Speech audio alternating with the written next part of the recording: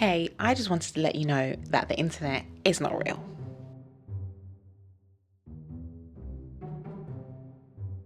Hey guys, welcome back to my channel. Hope you're good, hope you're well. I've seen a few stories about robots and about how when we humanize robots, giving them human-like characteristics, features, movements, whatever, we as humans humanize the robots. There was a study I read about where children were given 3 things. They were given a Barbie doll, they were given a live hamster, and they were given a Furby. And they were asked to hold it out in front of them upside down for as long as they could. When it came to the Barbie doll, we know what a Barbie is. Kids know what a Barbie is. It is a plastic inanimate object. Yes, it mimics a human, but it's very much, it doesn't move, it's hard, it's plastic. As you can expect, the kids were able to hold the Barbie upside down in front of them for as long as, I think their hands got tired. So basically forever. The live hamster, on the other hand, not quite the same. The kids basically put the hamster in front of them and then immediately put the hamster down and said, no, I can't hold the hamster upside down. Understandably, because the hamster would have probably squirmed as soon as it was put upside down. A Furby, for those of you who don't know what a Furby is, you Gen Zs. A Furby was a toy from the late 90s, early 2000s, and it was like, everybody had a Furby. It was lit. A Furby was a robot owl? Hamster? I don't know what a Furby was. It was an animal and it was a robot pet, but it very much mimicked the sort of babyish nature of a baby or a baby animal. So I think it started speaking, it would only speak Furbish, and then eventually it would learn your language, and then it would like react to stuff and it would make noises, and it was cool. Okay, now when these kids were asked to hold the Furby upside down in front of them, yes, they were able to hold it much longer than the live hamster, but nowhere near as long as the Barbie doll. And the kids knew that the Furby wasn't real, but they still couldn't hold it upside down because artificially, it reacted to what was happening to it. Interesting. I read another study about a Pleo, a dinosaur called Pleo. It was a robot dinosaur. I wasn't aware of this toy, but again, it was from back in the day. And this mimicked a baby. It was a miniature, but it was a baby dinosaur. And at first it would like not know how to walk. It would be very babyish, and then it would develop over time. It would also react to touch, to sound, to movement. It would basically react to its environment. There was a conference and people were put into groups, and they were given a Pleo the dinosaur to play with for quite an extensive, I think it was 45 minutes, maybe longer. They were given this dinosaur to play with. They were obviously like having a great time. They're like, haha, so funny, so cute. Oh my gosh, it reacts, it makes noise, it laughs, it cries, it whatever. They went to lunch, and when they came back, they were told, your Pleos are defective and they need to be killed, destroyed. None of the adults could kill the robot dinosaur. None of them could take a hammer to the plastic and the wires that was Pleo the dinosaur. I think how it ended is that they were told, if you don't kill one of the Pleos, they all die. And somebody volunteered their Pleo, took a hammer to it, bam, there was silence in the room.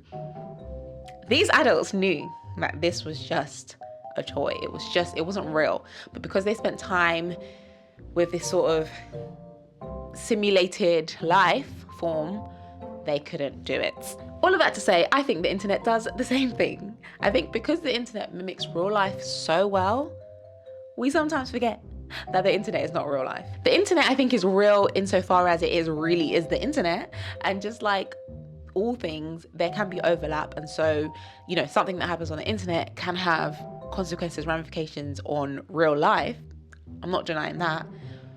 But the fact still remains, the internet is not real life. And even though we know this in theory, those kids knew that, the Furby wasn't real. Those adults knew that Pleo the dinosaur wasn't real. I think it would do us well to remind ourselves ever so often that the internet is not real life. The way people look on the internet is not how they look in real life.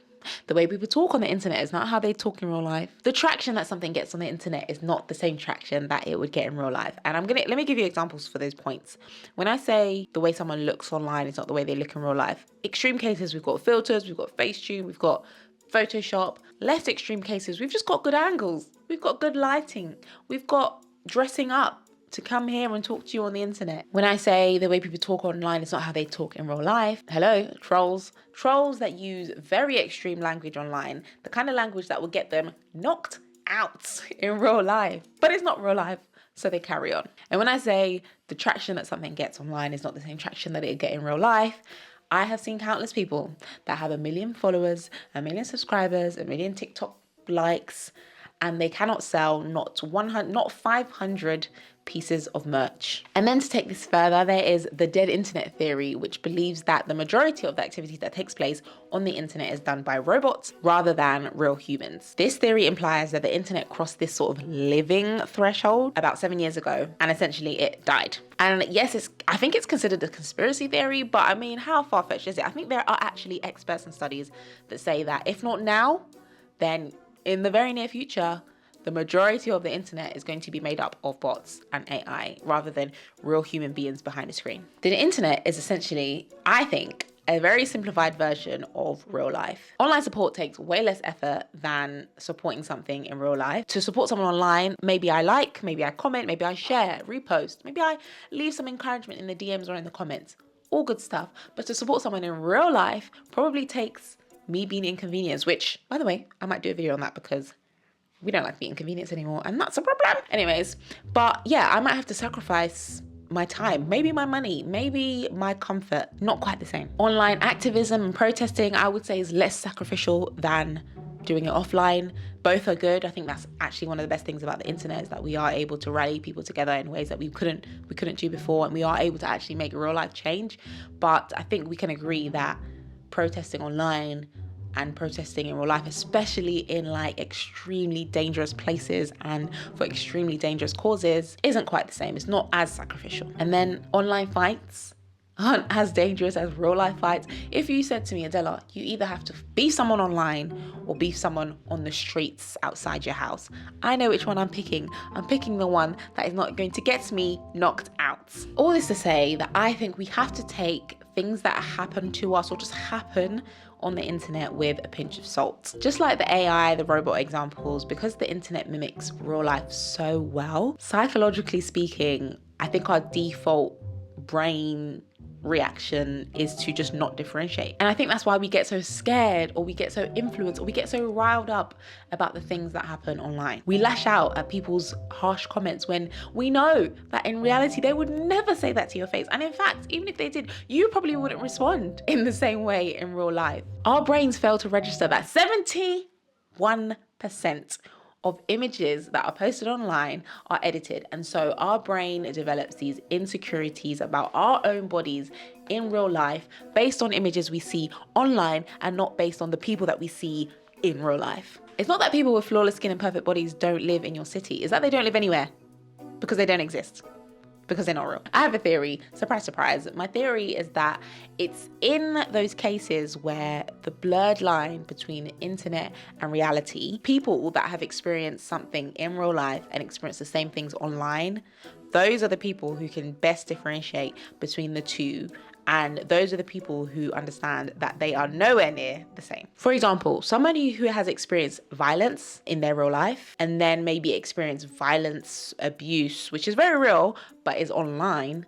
I think if you spoke to them, they would be able to tell you that, no, it's not the same. They're both bad, but they're not the same. Me, as somebody who's experienced social media as a marketer, as a consumer, and as a creator, I'm very much aware that 1 million likes does not equal 1 million sales of your merch.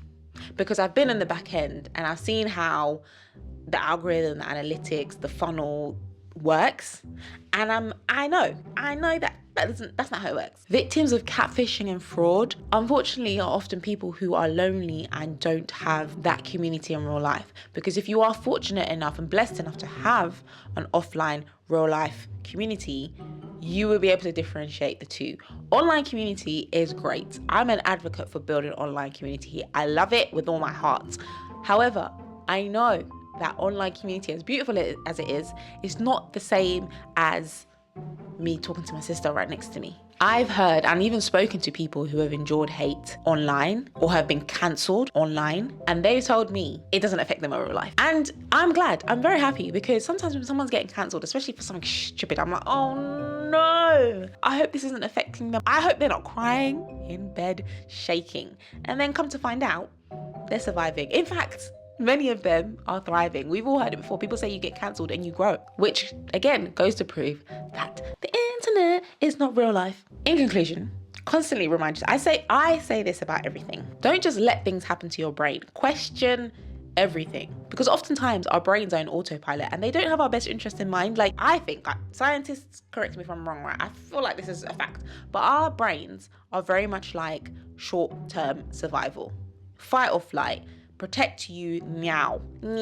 It takes engaging the brain yourself to think critically, to have nuance, to think long term. And so you need to remind your brain, what I'm seeing on my screen right now is not real life. It might look like it might feel like it might sound like it might taste like it, but it's not real life. Remind yourself that the beauty standard is made up. Remind yourself that on social media, people like to use hyperbole and they like to be obtuse. Remind yourself that even if you don't lie, a lot of people do. Yes, that person lied about having surgery. No, that brand doesn't actually care about you. And that's okay. They don't have to. In conclusion, the conclusion to my conclusion is that the internet is not real life. That's all I have today. Thanks for watching. If you like this video, please leave a comment down below. I feel like I'm stating the obvious, but just sometimes we have to remind ourselves of what's obvious, because our brains will bamboozle us. If you like this video, check out similar videos here. And as always, thank you for watching. Subscribe.